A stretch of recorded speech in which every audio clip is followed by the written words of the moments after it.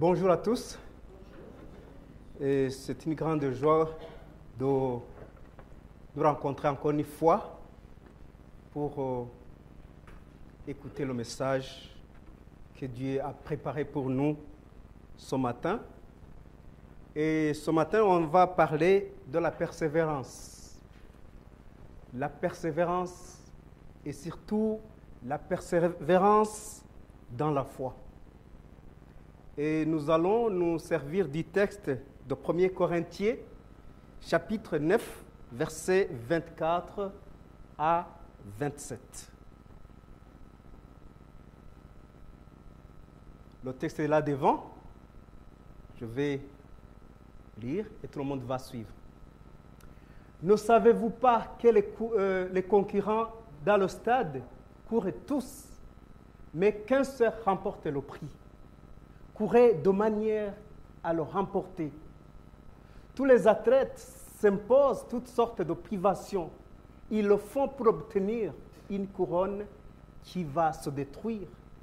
Mais nous, c'est pour une couronne indestructible. Moi donc, je cours, mais pas comme à l'aventure. Je boxe, mais non pour battre l'air. Au contraire, je traite durement mon corps et je le discipline, de peur d'être moi-même disqualifié après avoir prêché aux autres. C'est Paul qui a dit ces paroles. Paul fait une comparaison de la foi chrétienne à une course d'athlètes. Ne savez-vous pas que les concurrents dans le stade courent tous? Il parle des athlètes. Et en bas aussi, il a parlé des boxeurs. Il y en a aussi, je boxe, mais non pour battre l'air. Il s'est pris comme un boxeur. C'est hier on parlait du grand boxeur, Mohamed Ali, qui est décédé. Moi, j'écoutais on parlait de Mohamed Ali quand moi j'étais encore jeune. Chaque fois en classe, on disait « Ah, moi je suis Mohamed Ali ». Quand il y avait un enfant qui venait de voir, on disait « Viens, moi je vais te montrer que moi je suis Mohamed Ali ». Il était boxeur. Et Mohamed Ali a eu beaucoup de prix. Alors il dit « Je boxe, mais non pour battre à l'air. Au contraire, je traite directement mon corps et je le discipline de peur d'être moi-même disqualifié après avoir prêché aux autres. » Il a parlé aussi de la prédication. Il a parlé aussi de la foi chrétienne. Hier, je regardais aussi les joueurs. Il n'a pas parlé du football. Peut-être qu'il n'y avait pas de grands footballeurs comme aujourd'hui. Je regardais le match entre la France et l'Écosse. Je voyais que toutes les équipes travaillaient beaucoup. On essayait de marquer. Mais vous avez vu qu'à la fin, c'est la France qui a gagné. Mais tout le monde voulait gagner. J'aime regarder les athlètes pendant les Jeux olympiques. Il y en a qui tombent. Il y en a qui sont bloqués par les autres. Il y en a qui sont fatigués. Et d'autres qui terminent bien et qui sont récompensés. Ils sont récompensés à cause de leur endurance et leur persévérance. La persévérance, c'est quelque chose qui caractérisait les premiers chrétiens. Ils persévéraient dans l'enseignement des apôtres. Ils persévéraient dans la prière. Ils persévéraient dans la lecture de la Bible. Ils persévéraient dans la communion fraternelle, comme nous allons le faire aujourd'hui.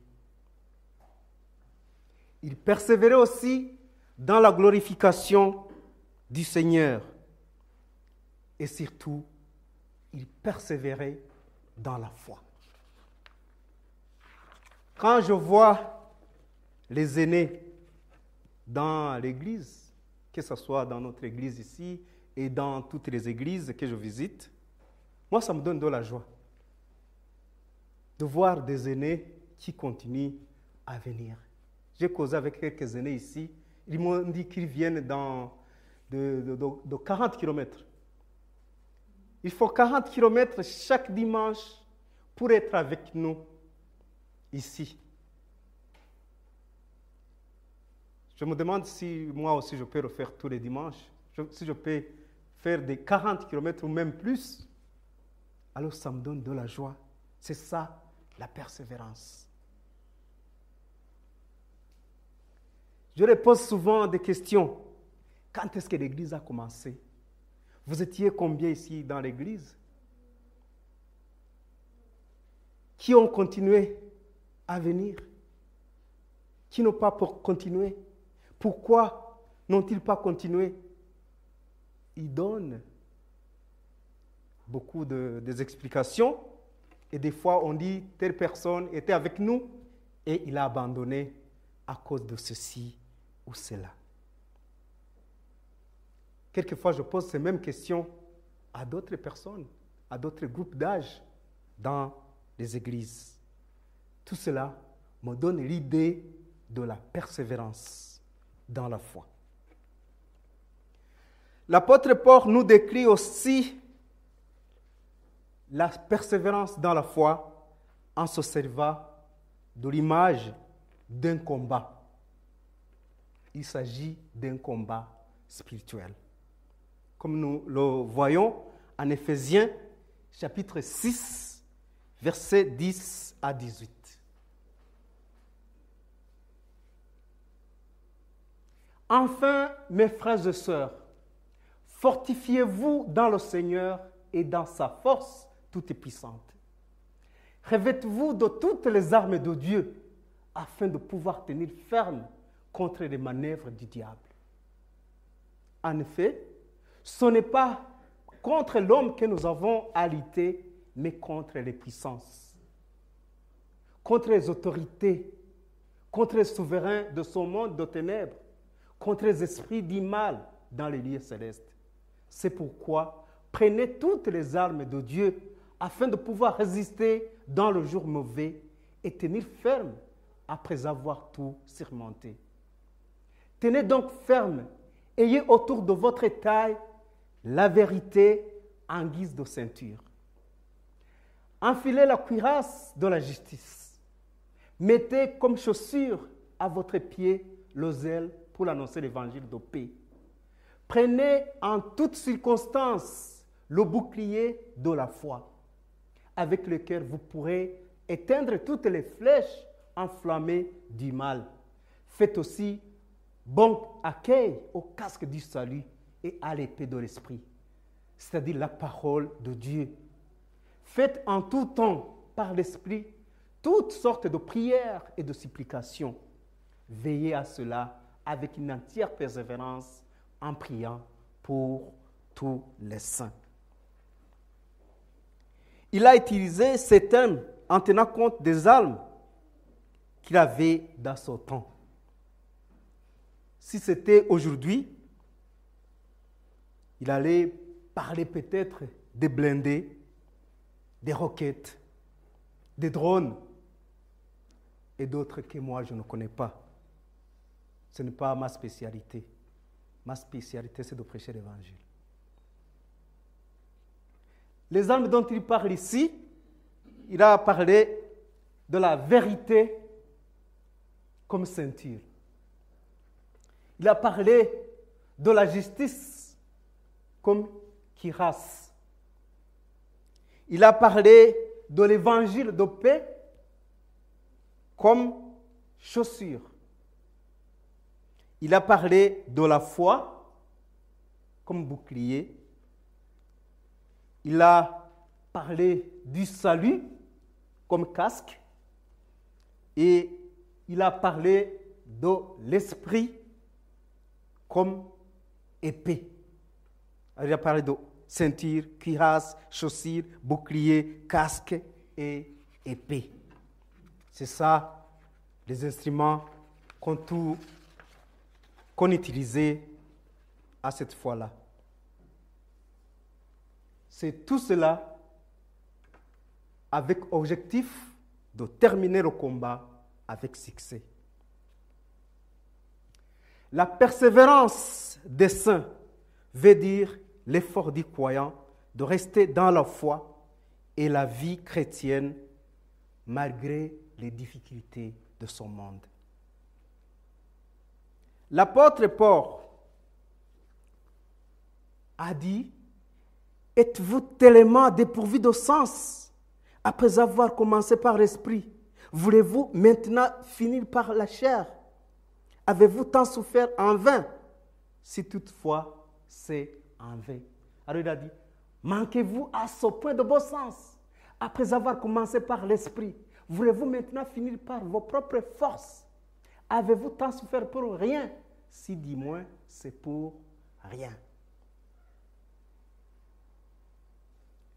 L'apôtre Paul posait toutes ces questions en s'adressant à la communauté, comme je m'adresse à vous aujourd'hui. La Bible aussi nous parle des fruits de l'esprit qui doivent caractériser la communauté, qui doivent caractériser l'Église. Nous avons besoin de ces esprits, ces fruits de l'esprit pour persévérer dans la foi. Il a d'abord parlé des œuvres de la chair avant de parler des fruits de l'esprit. Et dans les annonces, Ken a dit que mercredi, on va étudier les dons de l'esprit. Il y a les dons de l'esprit, mais aussi il y a les fruits de l'esprit. Ceux qui viendront dans le titre biblique, ils vont voir la différence entre les dons de l'esprit et les fruits de l'esprit. Alors, Paul a parlé d'abord des œuvres de la chair dans Galates. Et après avoir, il a dit, mais les fruits de l'esprit, c'est l'amour, la joie, la paix, la patience, la bonté, la bienveillance, la foi, la douceur et la maîtrise de soi.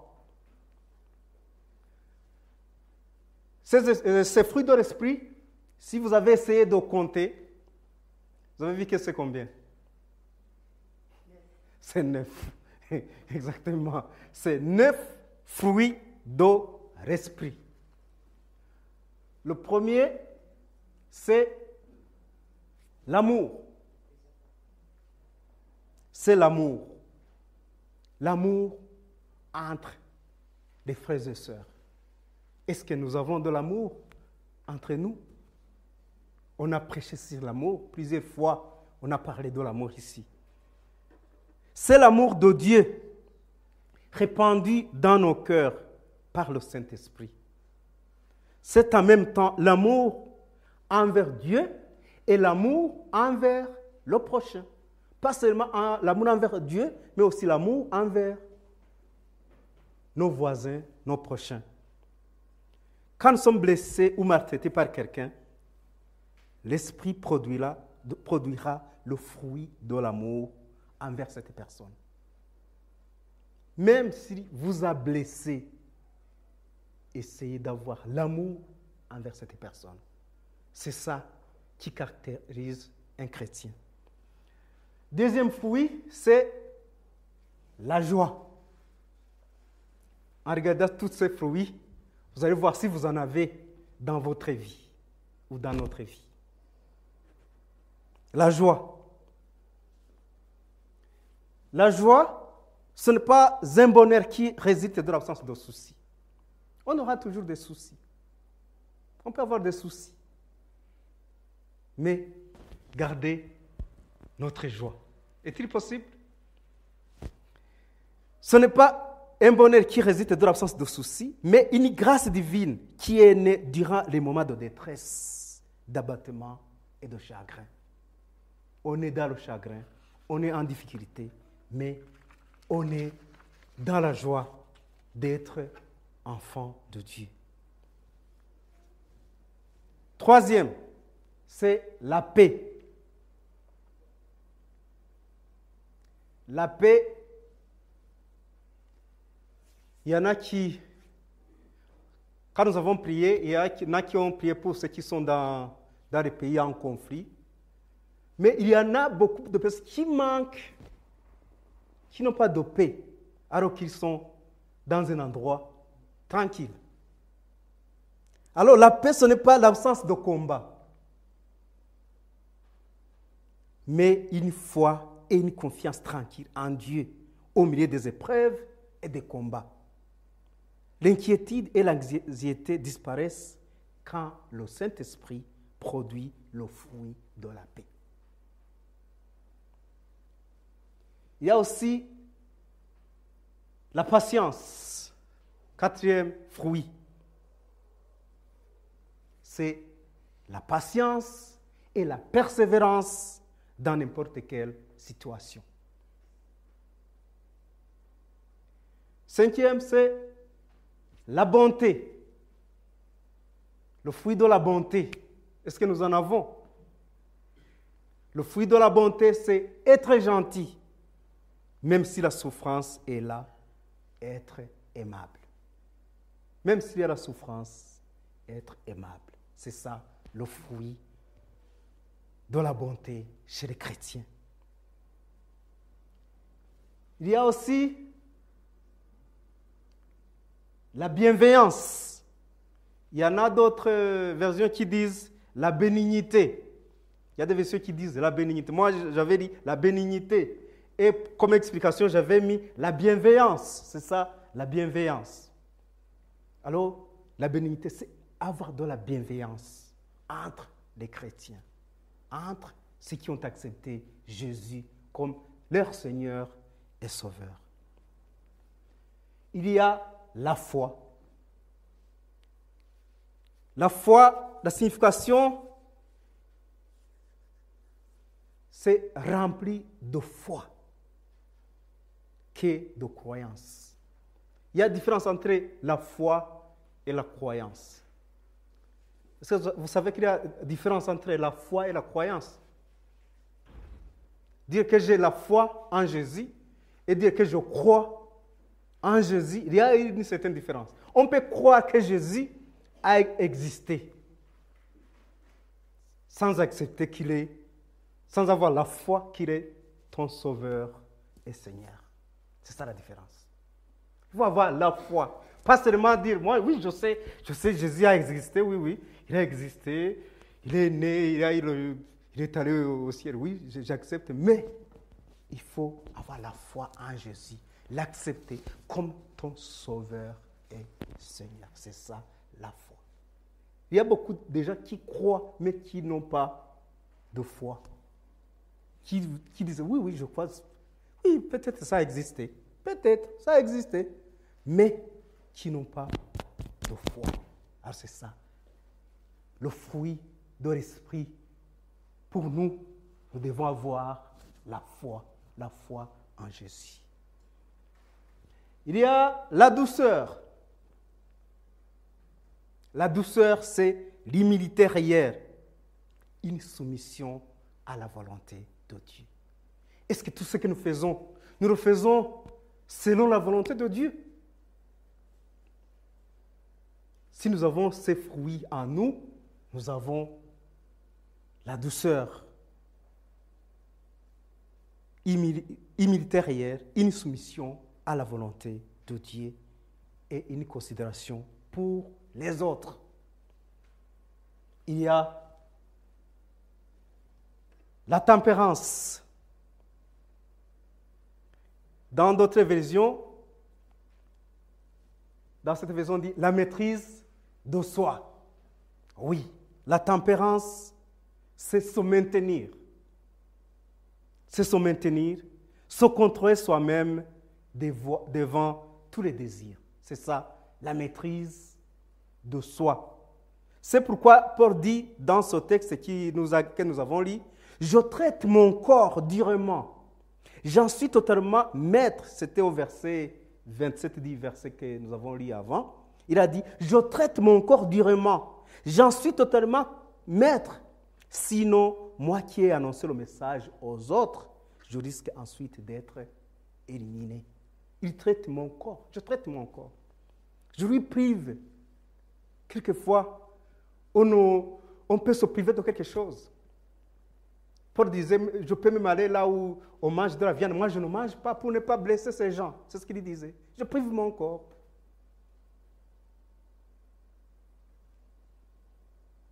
Alors, c'est ça la tempérance, c'est ça la maîtrise de soi, c'est ça le fruit, les 9 fruits de la foi, de l'esprit qui sont dans la vie, que nous devons mettre en pratique dans notre vie chrétienne.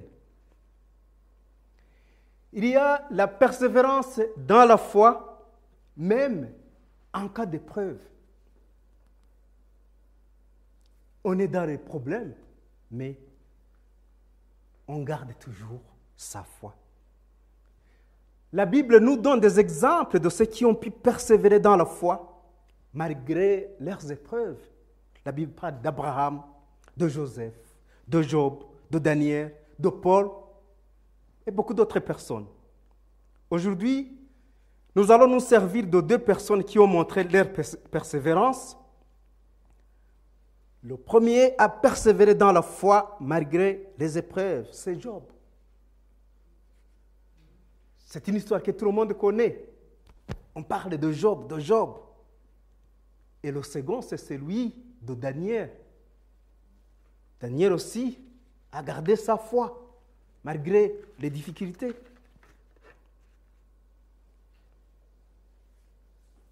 Job était un homme intègre et droit. Mais il a rencontré des épreuves physiques, mais morales. Il y a eu l'incompréhension de ses amis, même de sa femme. Nous avons beaucoup à apprendre de Job dans notre persévérance dans la foi. Il avait une grande famille. Il avait 7 fils et 3 filles. C'est qu'il avait 10 enfants. C'était presque comme mon père, parce que mon père avait 12 enfants. Moi, je suis le 9e. Alors, mon père avait dépassé un peu Job. Il avait dépassé un peu. Nous étions... quand il est mort, il avait 63, mon père avait 63 petits-enfants. Alors quand on était ensemble, c'était comme l'église. Quand on se réunissait, on pouvait danser, chanter pour le Seigneur parce qu'on était plus... S'il y avait 63 et nous 12, c'est qu'on était combien? C'était plus 70, c'était une église. On se réunissait, on jouait là. Il y en a qui avaient le don de musique, on jouait, on dansait. Ce qui m'intéressait, c'est que tous étaient des croyants. Ils adoraient le Seigneur. Alors, je reviens sur Job. C'est ça qui m'intéresse. Il y avait dans le pays d'Out un homme qui s'appelait Job. Cet homme était intègre et droit. Il craignait Dieu et se détournait du mal. Il avait 7 fils et 3 filles. Il possédait 700 brebis, 3000 chameaux, 500 paires de bœufs et 500 ânesses. Il avait aussi un très grand nombre de serviteurs. Cet homme était le plus important de tous les nomades de l'Est. Les fils de Job se rendaient visite les uns aux autres et organisaient chacun à tour de rôle un festin. Ils invitaient les 3 sœurs à manger et à boire avec eux. Quand les jours de festin étaient passés, Job faisait venir ses fils pour les purifier. Il se levait de bon matin et offrait un holocauste pour chacun d'eux. En effet, il se disait, peut-être mes fils ont-ils péché, peut-être ont-ils offensé Dieu dans leur cœur. Voilà ce que faisait toujours Job. Il appelait ses enfants, ses 10 enfants, il disait, venez, venez. Chers enfants, peut-être que vous avez péché contre le Seigneur. Ils ne savaient pas. Peut-être les enfants ne le disaient pas. C'était le secret. Mais leur papa, Job, disait, venez, je vais vous purifier. Il priait pour ses enfants. Est-ce que nous avons le temps de prier pour nos enfants? Il le faisait, il se levait de bon matin, chaque jour, pour prier pour ses enfants. Il était content dans sa famille, mais j'ai dit que la persévérance, même dans les épreuves, même dans le malheur. Il y a l'assaut de Satan. Les biens de Job sont détruits. Et ses enfants, ils meurent. On voit dans Job 1, verset 18 à 19. On dit, un jour, les fils de Dieu vinrent se présenter devant l'Éternel. Satan vint aussi au milieu d'eux. L'Éternel dit à Satan, d'où viens-tu, Satan? Satan répondit à l'Éternel, de parcourir la terre et de m'y promener. L'Éternel dit à Satan, as-tu remarqué mon serviteur Job? Il n'y a personne comme lui sur la terre. C'est un homme intègre et droit. Il craint Dieu et se détourne du mal. Satan répondit à l'Éternel, est-ce de façon désintéressée que Job craint Dieu? Ne l'as-tu pas entouré de ta protection, lui, sa famille et tout ce qui lui appartient? Tu as béni le travail de ses mains et ses troupeaux couvrent le pays. Mais porte donc la main contre lui, touche à tout ce qui lui appartient, et je suis sûr qu'il te maudira en face. L'Éternel dit à Satan, voici tout ce qui lui appartient, je te le livre, Seigneur, ne porte pas la main sur lui. Satan se retira alors de la présence de Dieu, de l'Éternel. C'est malheureux. L'Éternel permet que Satan dérange notre Job. C'est étonnant. C'est étonnant. Alors quand Dieu a dit, va chez Job, mais ne touche pas sa vie, Satan a profité à toucher la vie de ses enfants. Les biens de Job sont détruits et ses enfants sont morts. On va à Job 1, verset 18 à 19. Il parlait encore lorsque notre messager arriva et dit, pendant que tes fils et tes filles mangeaient et buvaient du vin chez leur frère aîné, un grand vent est venu depuis l'autre côté du désert et a frappé contre les quatre coins de la maison.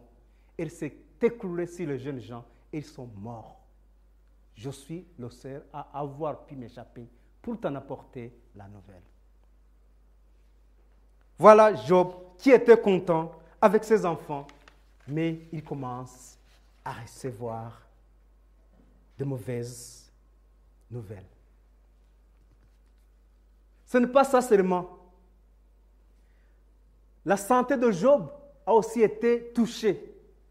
Il vient de perdre ses enfants, des enfants qu'il aimait, il priait pour eux, mais ils sont morts.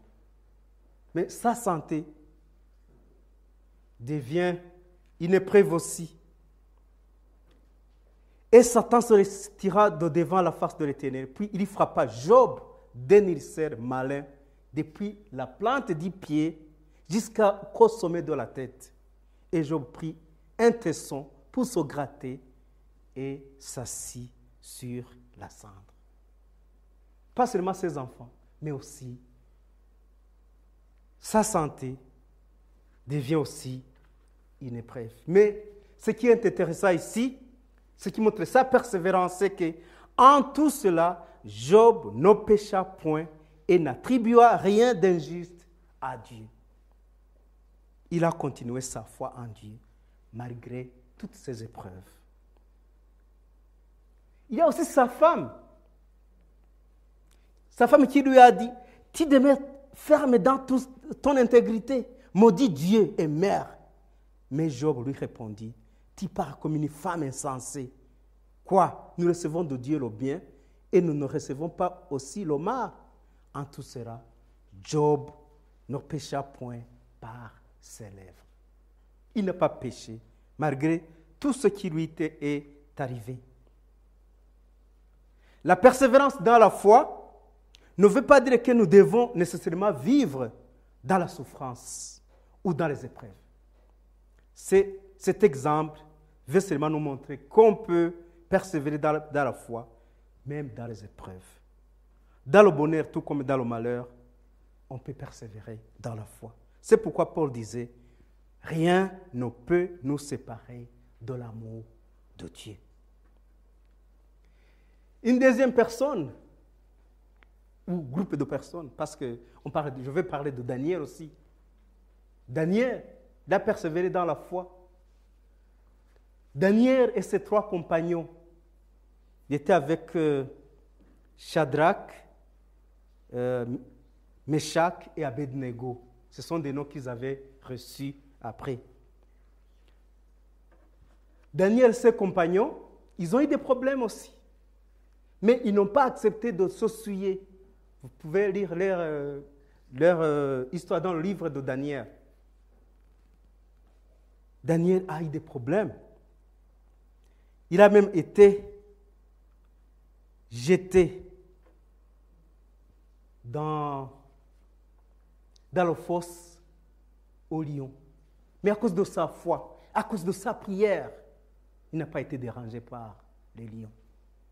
Il a prié, il a continué à se mettre devant son Seigneur.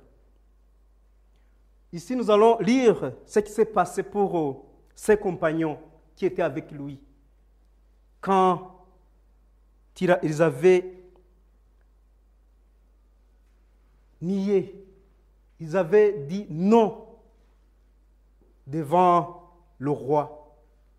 Ils avaient dit, nous n'allons pas prier le statut d'or qui était mis devant toute la population. On va lire. Nebuchadnezzar fut alors rempli de colère. Il changea de visage vis-à-vis de Shadrach, Meshach et Abednego.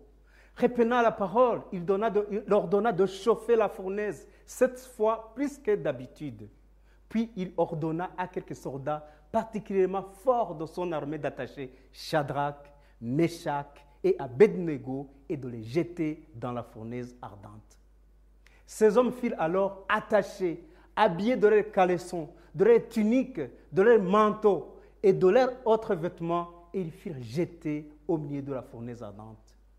Comme l'ordre du roi était catégorique et que la fournaise était extraordinairement chauffée, la flamme tua les hommes qui avaient jeté Shadrach, Meshach et Abednego.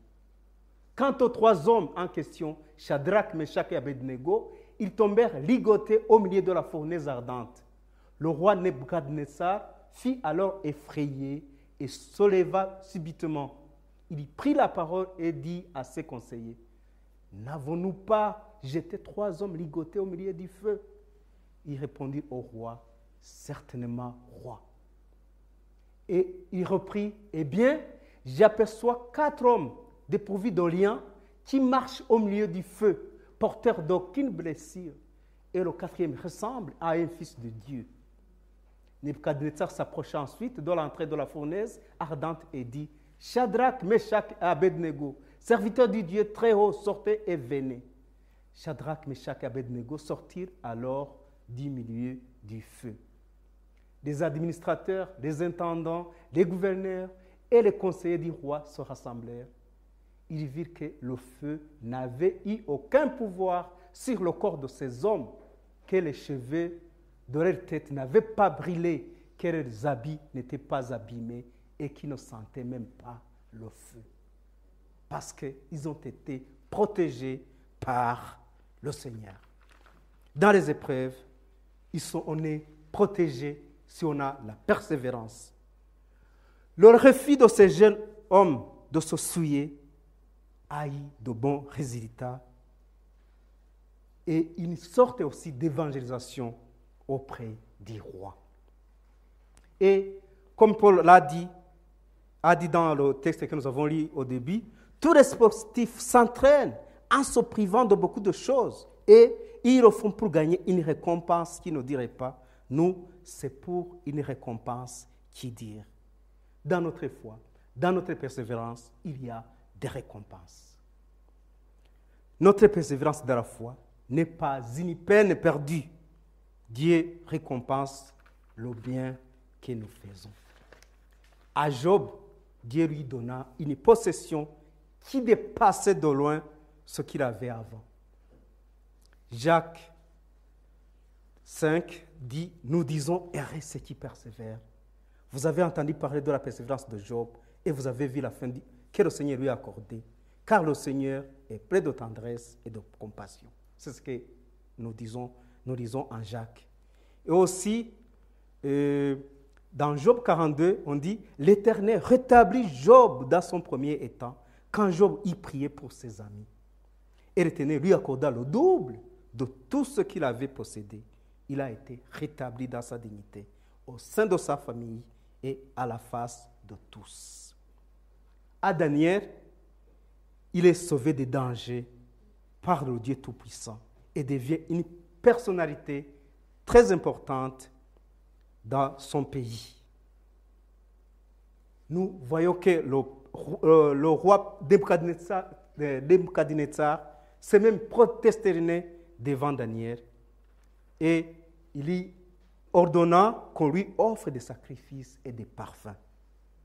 Et il lui donna aussi le commandement de toute la province de Babylone. Et pour moi et pour toi. Y a-t-il des récompenses que nous attendons? Voici ce que l'Épître aux Hébreux nous recommande. Aux Hébreux 10, versets 35 à 36, on dit « N'abandonnez donc pas votre assurance, qui est porteuse d'une grande récompense. Oui, vous avez besoin de persévérance pour accomplir la volonté de Dieu et obtenir ainsi ce qui vous est promis. » Je ne doute pas, ici on veut parler de la vie éternelle qui est réservée à ceux qui ont persévéré dans la foi en Christ. Que le Seigneur vous bénisse. Nous prions et nous allons continuer avec la Sainte Seine. Merci Seigneur pour ta parole. Merci parce que tu nous aimes, tu nous protèges et tu veux que nous soyons la lumière dans ce monde, Seigneur, en vivant cette persévérance que dont tu nous parles, Seigneur. Nous t'invitons à être à côté de nous tous les jours pour que ta parole soit propagée dans ce monde, Seigneur. Merci, Seigneur. Amen.